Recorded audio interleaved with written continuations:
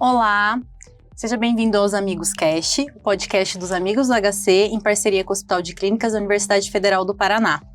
Hoje a gente vai falar sobre verdades e mitos relacionadas ao câncer de próstata, justamente porque a gente está no mês de novembro e a gente precisa falar sobre a saúde do homem e sobre o câncer de próstata. Eu me chamo Aline, sou analista de saúde da Associação dos Amigos do HC e estou aqui com o Dr. Gustavo Marquezini Paul. Olá, Aline. Tudo bem? O Dr. Gustavo, ele é urologista do Hospital de Clínicas e hoje ele vai responder para a gente, afinal, sobre as verdades e mitos relacionados ao câncer de próstata. O episódio de hoje está animado. Isso aí, doutor. Porque a gente sabe que tem muita informação que às vezes é divulgada e às vezes gera medo, insegurança da população e nem sempre essas informações são reais. Justamente, então, obrigado mais uma vez pelo convite, obrigado aos amigos do HC, obrigado pela disponibilidade que o HC me proporcionou de estar aqui com vocês e estar em mais esse episódio. Doutor, responde pra gente então, se é verdade ou se é mito que só a mulher tem que cuidar da saúde. É um mito, esse é um mito, eu acho que é o maior mito que a gente procura desmistificar com a campanha do Novembro Azul, é essa parte da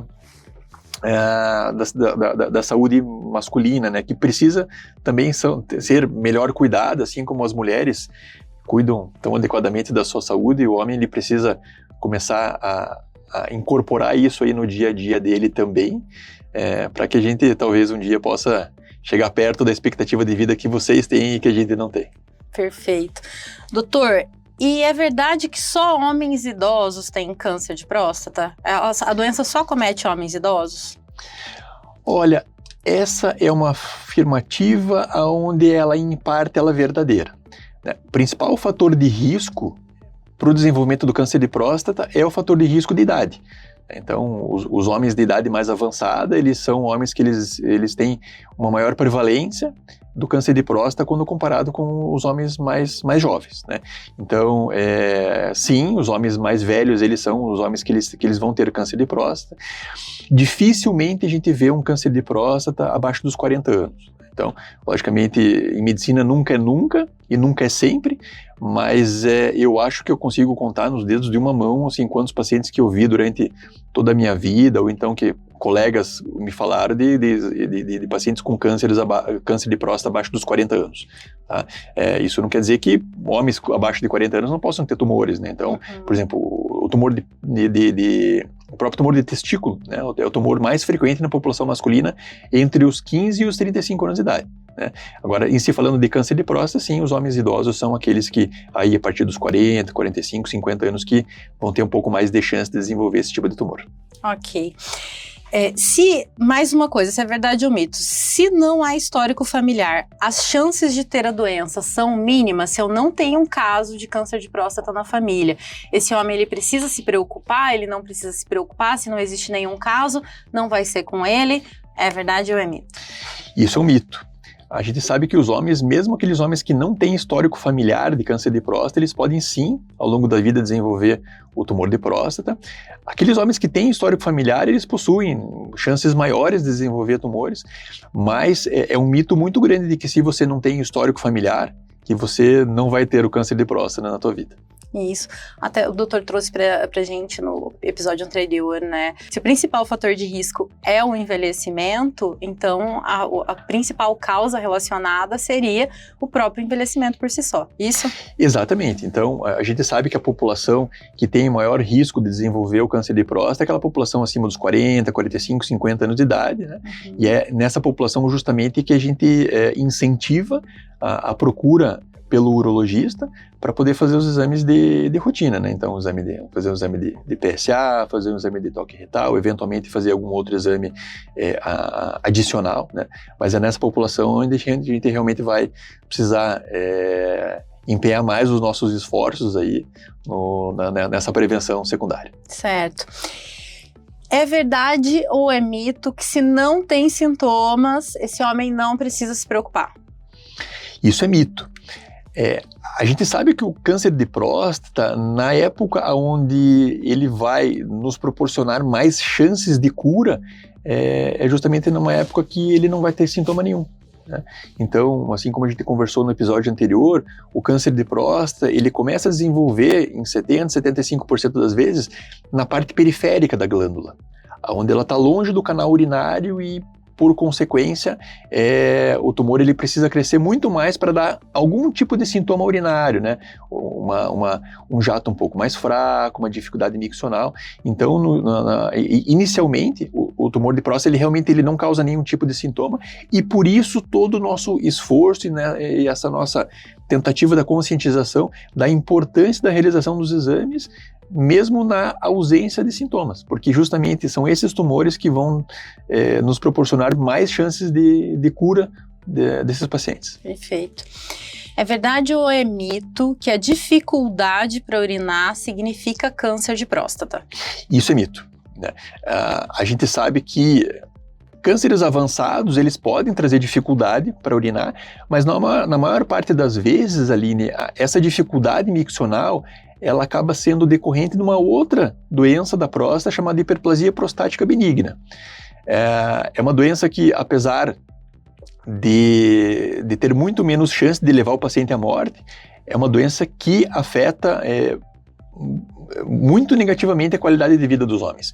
Então, é uma doença que o crescimento benigno ele vai crescer ao redor do canal uretral, vai trazer o jato fraco, uma dificuldade miccional, uma dificuldade de iniciar o jato urinário, uma noctúria. Então, aquele paciente que vai ter que levantar 2, 3, 4 vezes à noite para urinar, vai ter a sua qualidade de sono fortemente prejudicado, né? E que tem tratamento, existem medicações para a gente poder melhorar esses sintomas, em graus mais avançados existem cirurgias, e a hiperplasia prostática benigna, apesar de ser benigna, ela em casos mais extremos, ela pode trazer muitos problemas, né?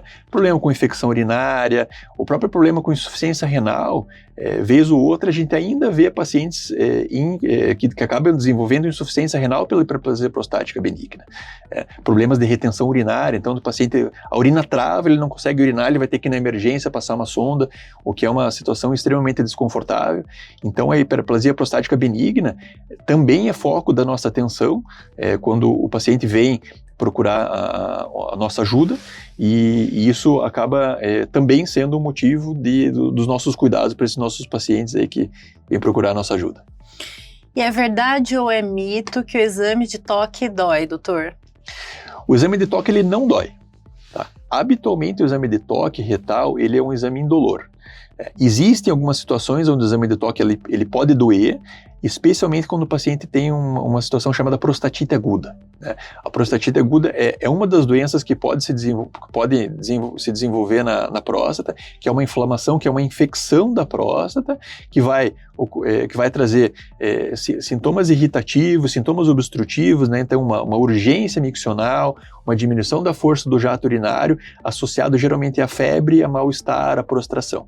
Então, inclusive, quando o paciente se apresenta nessa situação para a gente, geralmente é uma situação, uma apresentação mais de urgência e emergência, a gente inclusive evita de fazer o exame de toque, porque o exame de toque nessas situações pode, inclusive, essa inflamação prostática, uma massagem prostática pode até trazer uma infecção sistêmica para esse paciente. Então, o exame de toque ele não dói, inclusive se for um exame de toque que traga algum tipo de dor, a gente vai precisar, inclusive, pensar em afecções diferentes, afecções infecciosas e inflamatórias, que é, no caso, a prostatite. Então, mas habitualmente o exame de toque, pode ficar tranquilo que o exame de toque não dói.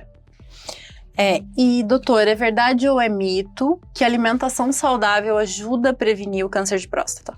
Isso é mito. A alimentação saudável ela não faz nenhum tipo de prevenção primária, né, com relação aí ao surgimento do câncer de próstata. Então, a pessoa que tem uma alimentação saudável, ela pode até ter alguns benefícios com relação a essa alimentação, né? Vai desenvolver menos diabetes, menos diabetes, menos dislipidemia, vai ser menos obeso, menos síndrome metabólica, né? Tudo isso vai colaborar para uma melhora até da parte da imunidade, mas assim, dizer que uma alimentação saudável vai fazer com que o paciente não tenha chance de desenvolver o câncer de próstata, isso a gente não pode dizer. Doutor, e é verdade ou é mito que o aumento da próstata significa câncer de próstata? Não, o aumento de próstata, boa parte das vezes, é a hiperplasia prostática benigna, né? Logicamente, em cânceres extremamente avançados, essa próstata pode estar aumentada por conta de um câncer, mas a maior parte das vezes o aumento do tamanho prostático e a dificuldade miccional ocasionada por esse aumento vai ser decorrente de uma hiperplasia e não do câncer. Perfeito. Doutor, e é verdade ou é mito? Acho que vem até nesse sentido da questão da alimentação, né? Mas a gente sabe que tem um boom aí em relação à indicação de vitaminas, de suplemento hoje em dia na internet. É verdade ou é mito que suplementos e vitaminas ajudam a evitar o câncer de próstata? Vitaminas e suplementos, eles não ajudam a evitar câncer de próstata. Isso é um mito.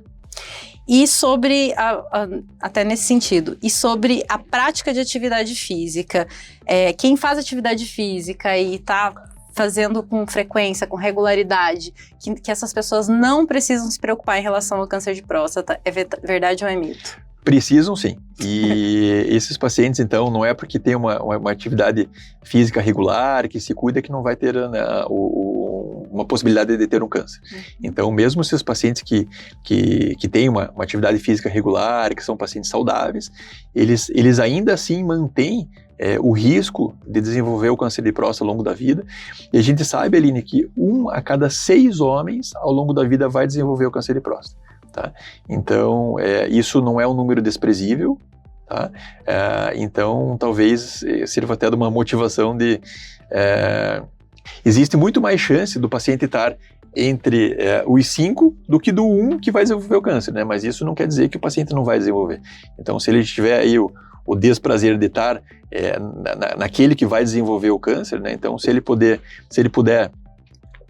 fazer esses exames preventivos e ter um diagnóstico precoce, ele vai ter altíssimas chances de cura. O câncer curado, ele vai poder levar a sua vida numa qualidade melhor, né, e poder aproveitar a sua terceira idade. Muita gente fala que é a melhor idade, então poder usufruir de tudo que ele construiu ao longo da vida. Sim. É muito importante que ele se cuide para ele poder chegar nesse estágio avançado da vida com saúde e sem nenhum tipo de problema mais grave que vai prejudicar e que vai comprometer a sua terceira idade. Doutor, e é verdade ou é mito que o câncer de próstata sempre causa impotência no homem? Isso é mito. Habitualmente o câncer de próstata ele não causa disfunção erétil.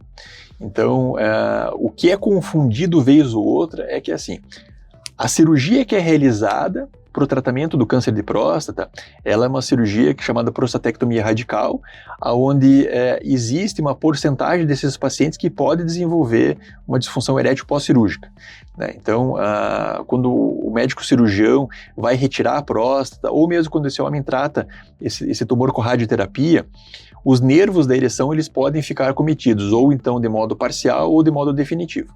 Tá? Então, isso sim pode levar a uma disfunção erétil.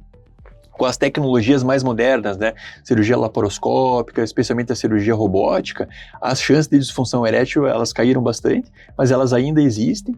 Então, isso sim pode levar a uma disfunção erétil, mas assim, o paciente achar que uma disfunção erétil é causa do câncer de próstata, isso a gente não pode falar que é verdade. Perfeito.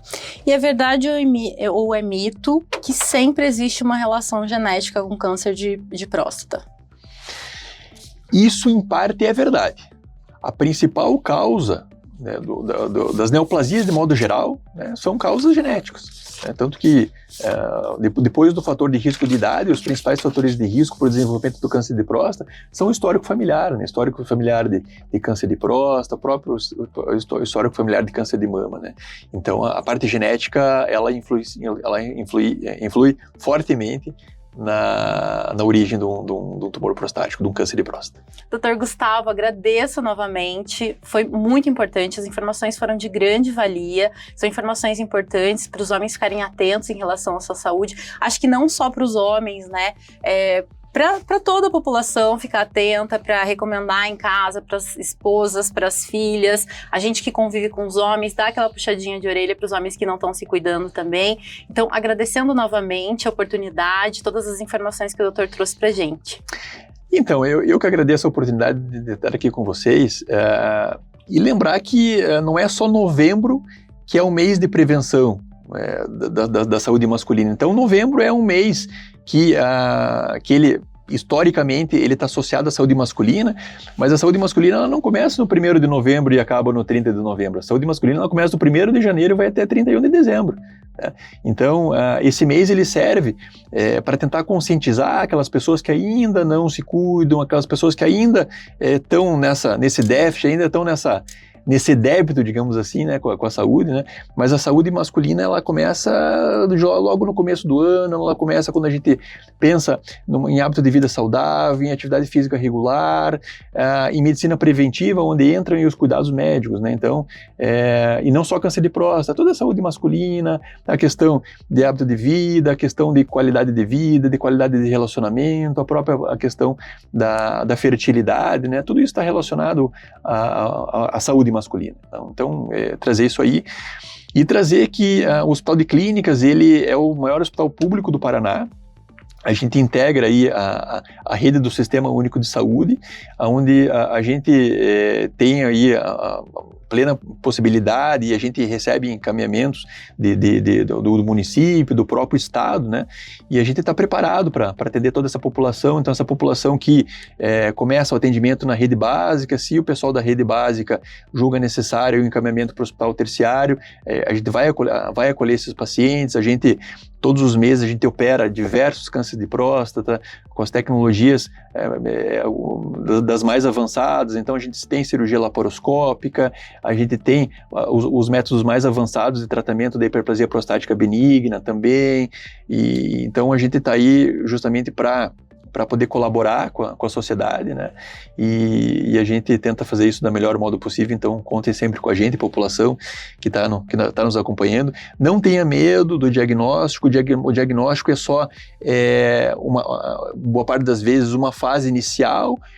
E através desse diagnóstico que a gente vai poder lançar mão de todos os tratamentos mais adequados para poder reestabelecer a tua saúde e poder te devolver para a tua família o mais saudável possível para que você continue tendo a tua qualidade de vida junto daquelas pessoas que você ama, aquelas pessoas que você valoriza. Esse foi então mais um episódio do Amigos Cast.